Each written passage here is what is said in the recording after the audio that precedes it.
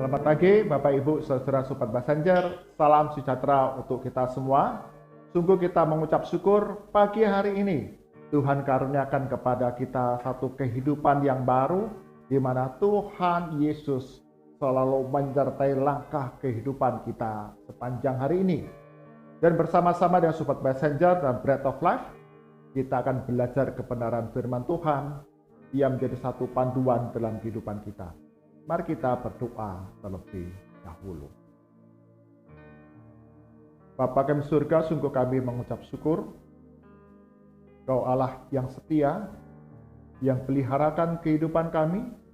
Bahkan pada pagi hari ini, Kau bangunkan kami dengan kehidupan yang baru, kekuatan yang baru. Dan Tuhan berjalan bersama-sama dengan kami sepanjang hari ini. Bersama-sama dengan Sobat Messenger, kami mengawali hari kami di dalam Bread of Life. Kami akan membaca, merenungkan firman Tuhan.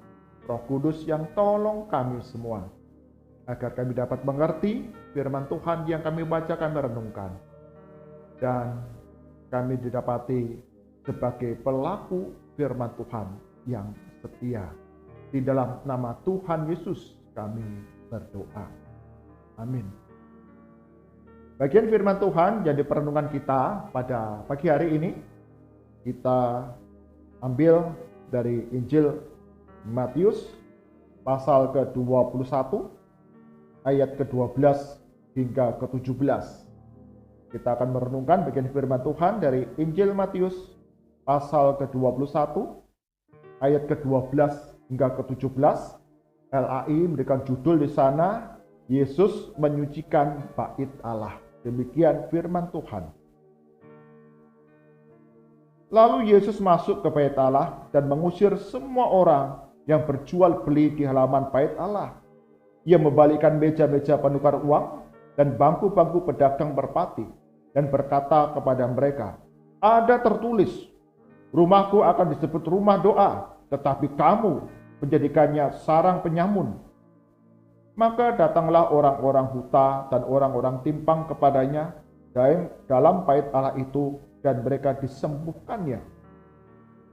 Tetapi ketika imam-imam kepala dan ahli-ahli Taurat melihat mujizat-mujizat yang dibuatnya itu, dan anak-anak yang berseru dalam bait Allah, "Hosana bagi anak Daud," hati mereka sangat jengkel. Lalu mereka berkata kepadanya, "Engkau dengar apa yang dikatakan anak-anak ini?" Kata Yesus kepada mereka, "Aku dengar. Belum pernahkah kamu baca, dari mulut bayi-bayi dan anak-anak yang menyusu, Engkau telah menyediakan puji-pujian?"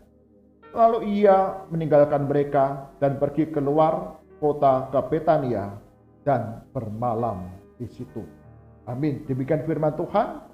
Yang berbahagia ada setiap kita yang membaca, merenungkan firman Tuhan siang dan malam, menyimpannya di dalam hati dan melakukannya dalam kehidupan hari demi hari. Tema perenungan kita pada pagi hari ini, Bapak Ibu Saudara Sobat Messenger, yaitu belajar dari anak-anak. Belajar dari anak-anak. Ada satu teori psikologi yang menarik Bapak Ibu Saudara Sobat Messenger, yaitu ada sebuah pertanyaan. Mengapa anak-anak itu menjadi lebih nakal ketika bersama dengan ibu mereka? Mengapa anak-anak menjadi lebih nakal ketika mereka bersama dengan ibu? Ini menarik. Dalam sebuah cerita digambarkan di sana, ketika anak-anak ini ada bersama dengan sang ayah, mereka hidupnya begitu tertib. Seakan-akan ayah ini sebagai seorang polisi yang mengawasi, sehingga tidak boleh ada kesalahan. Mereka khawatir ketika mereka melakukan kekeliruan, kesalahan, sehingga sangat berhati-hati di hadapan ayah mereka. Tetapi apa yang terjadi ketika anak-anak ini bersama dengan ibu mereka yang mereka sayangi?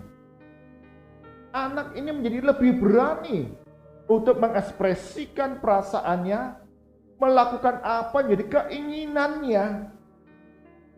Sehingga mereka dengan berani, dengan bebas ketika bersama-sama dengan sang ibu, mengekspresikan berbagai tingkah laku, perbuatan, tindakan yang acap kali akhirnya membuat banyak orang menilai anak ini menjadi lebih nakal. Karena banyak tingkah, banyak ucapan, banyak perkataan, banyak perbuatan yang akan membuat sang ibu itu menjadi marah. Kenapa anak-anak ini lebih dapat berani mengekspresikan semua perbuatan, perilaku, tindakannya, perkataannya di hadapan dari sang ibu mereka sendiri? Karena mereka percaya bahwa sang ibu begitu mengasihi mereka. Mereka percaya sang ibu itu begitu menyayangi mereka. Dan apapun yang terjadi, sang ibu akan menolong, membantu, memulihkan mereka. Jadi anak-anak ini percaya bahwa sang ibu itu akan mengasihi mereka selalu, menyayangi mereka selalu, dan memulihkan kepada mereka ketika mereka mengalami kesulitan. Apapun yang sudah mereka lakukan, meskipun itu dikatakan tidak sesuai dengan harapan sang ibu, dan ibu itu menjadi marah. Tapi mereka tahu dan percaya sang ibu itu mengasihi, menyayangi mereka. Jemaat kasih Tuhan, setiap kita punya sisi kehidupan yang sama seperti anak-anak ini. Kita belajar dari anak-anak ini. Ketika kita percaya kepada Tuhan Yesus Kristus dalam kehidupan yang kita jalani, dalam perjuangan kita mengikut Tuhan Yesus, untuk kita tidak jatuh di dalam dosa, supaya kita tidak lagi menyakiti, mendukakan hati Tuhan, dengan pertolongan Roh Kudus, kita melakukan segala tindakan perbuatan sesuai dengan kehendak Tuhan.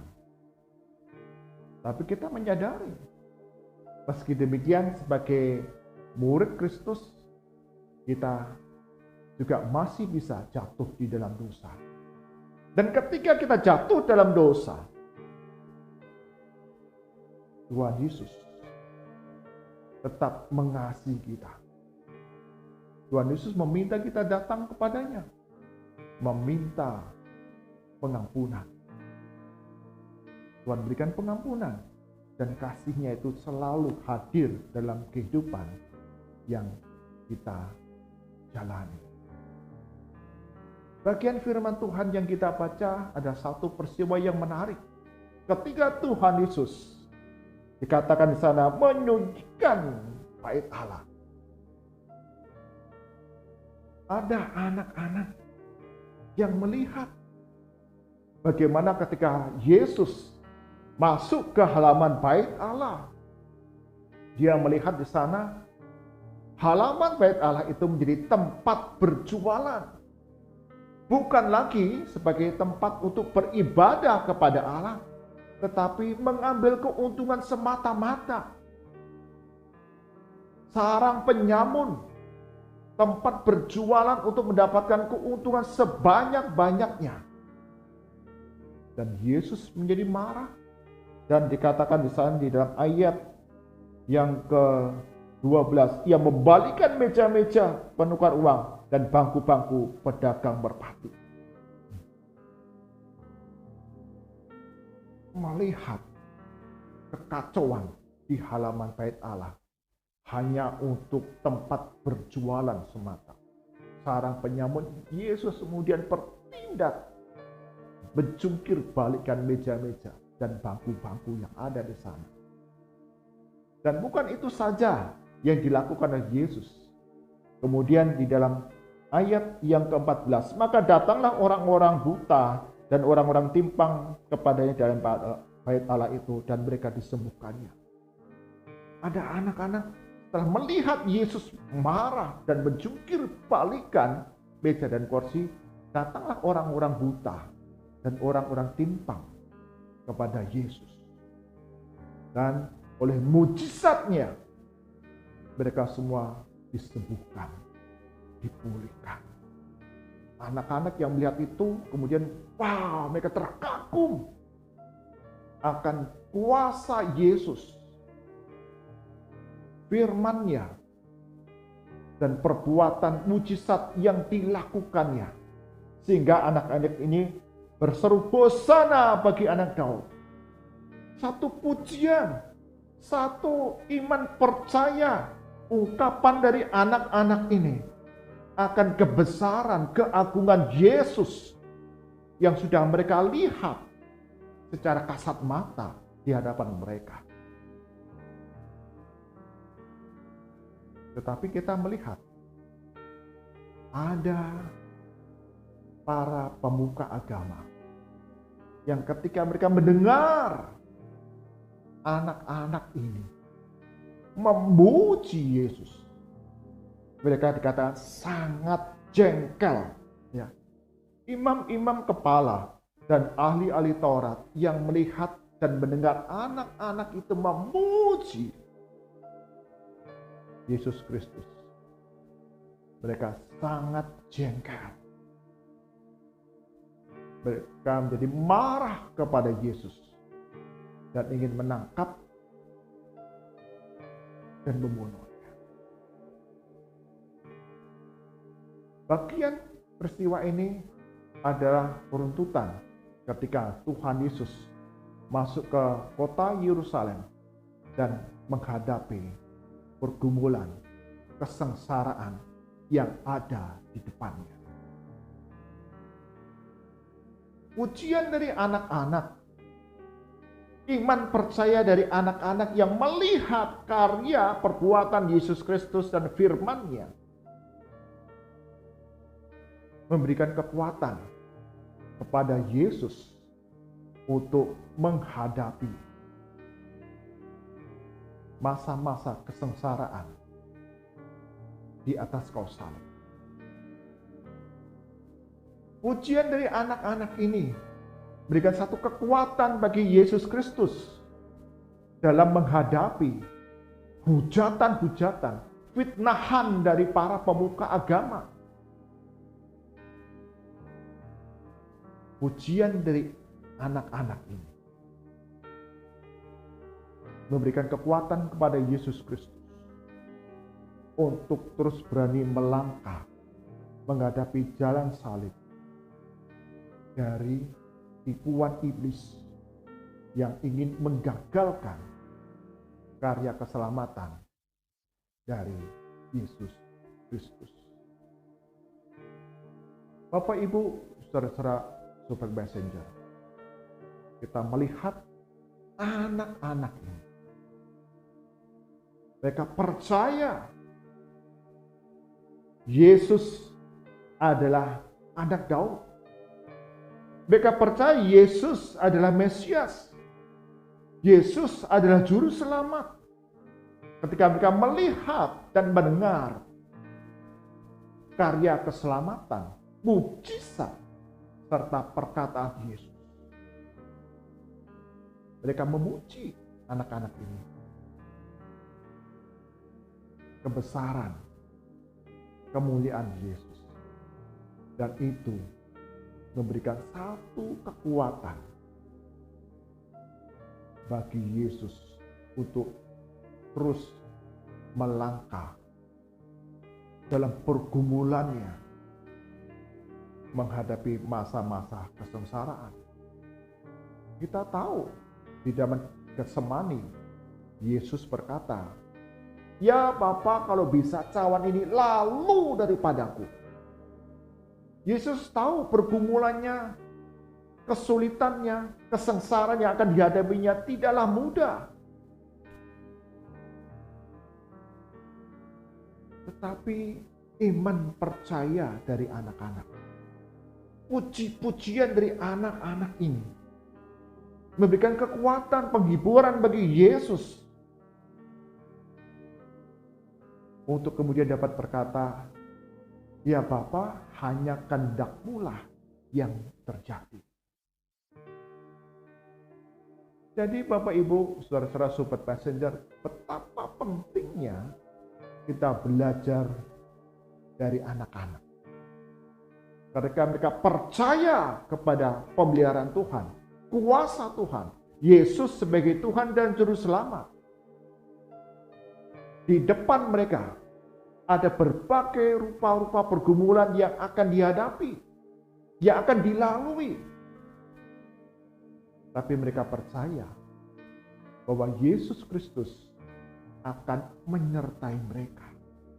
Anak-anak ini melihat mujizat Yesus. Anak-anak ini mendengar firman yang Tuhan Yesus ucapkan. Dan mereka percaya Yesus ini sanggup menyelamatkan saya.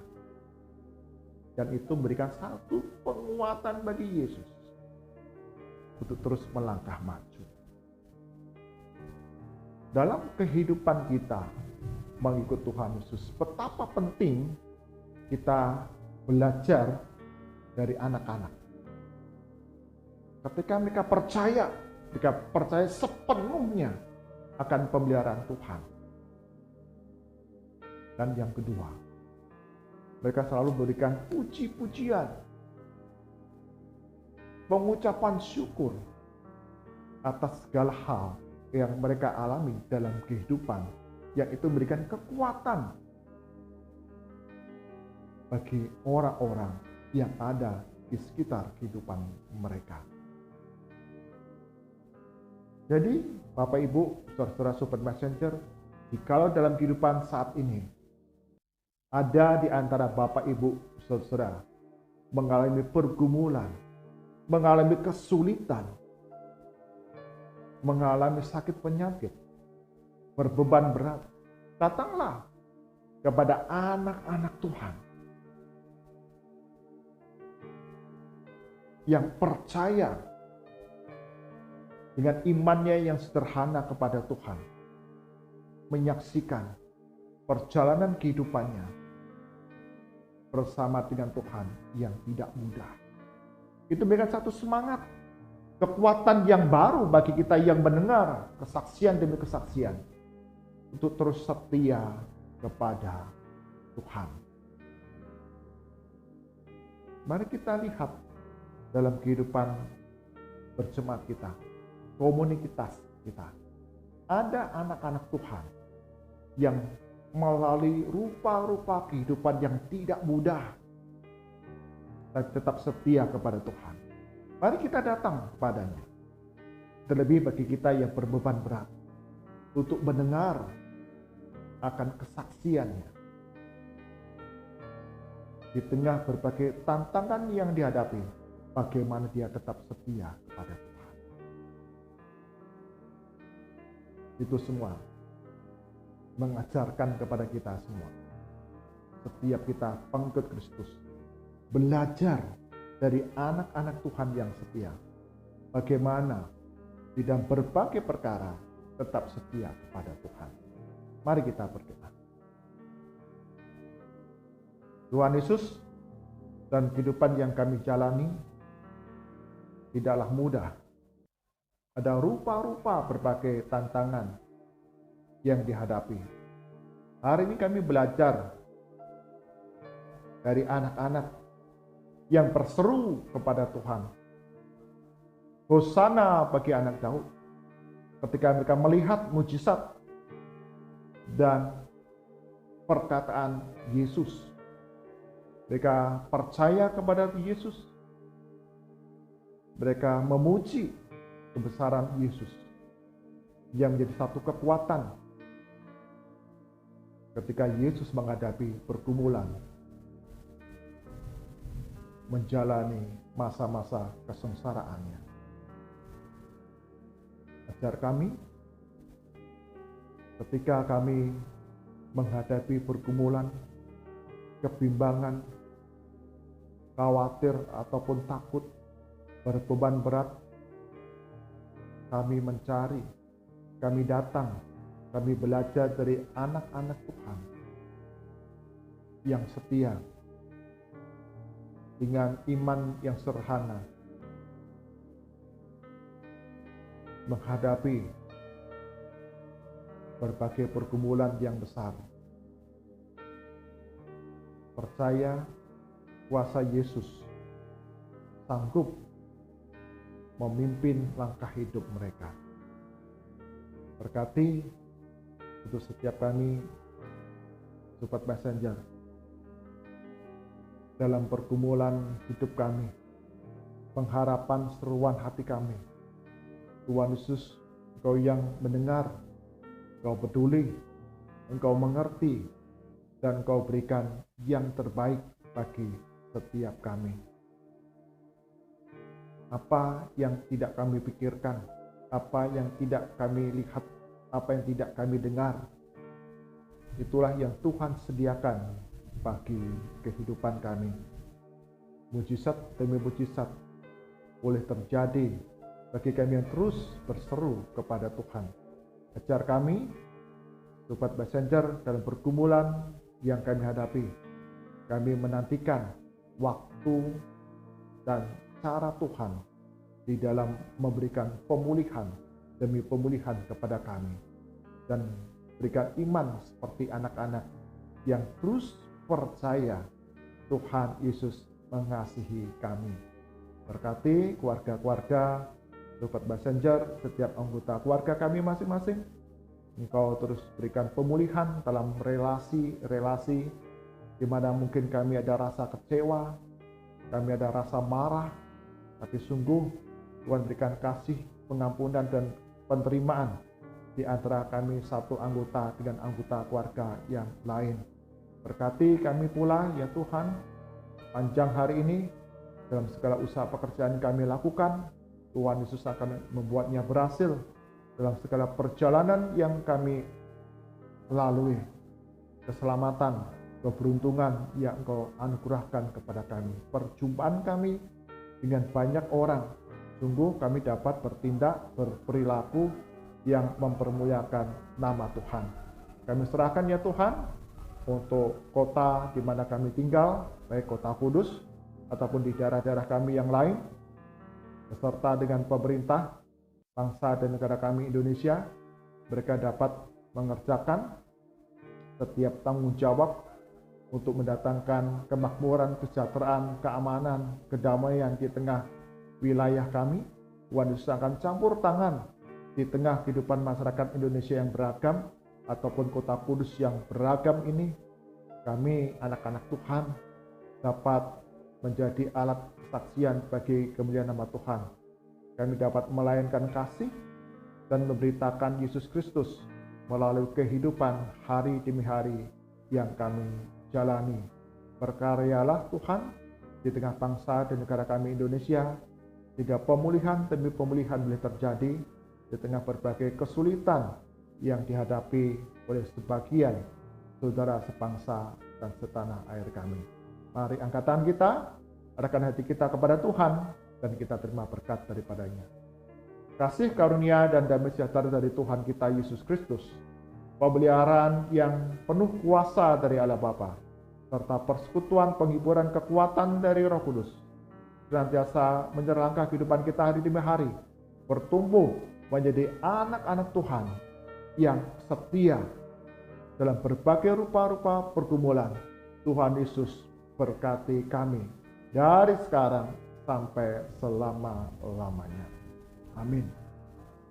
Bapak Ibu, saudara-saudara Sobat Messenger, belajar dari iman anak-anak yang percaya sepenuhnya kepada kasih Yesus dalam kehidupan mereka. Dan kita dapat belajar pula oleh kesaksian-kesaksian anak-anak Tuhan, bagaimana dalam berbagai rupa-rupa pergumulan mereka tetap setia kepada Tuhan, karena Yesus Kristus selalu menyertai langkah kehidupan kita. Tuhan memberkati kita semua. Amin.